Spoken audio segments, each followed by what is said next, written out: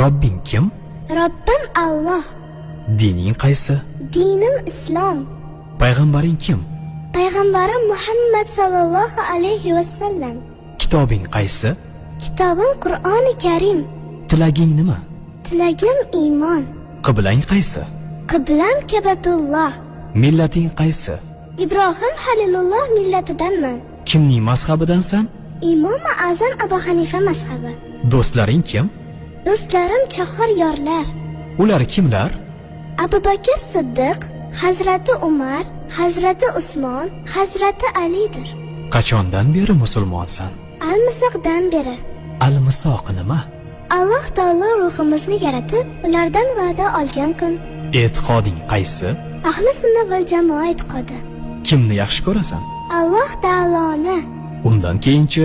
Payg'ambarimiz Muhammad alayhissalomni. Undan keyinchi?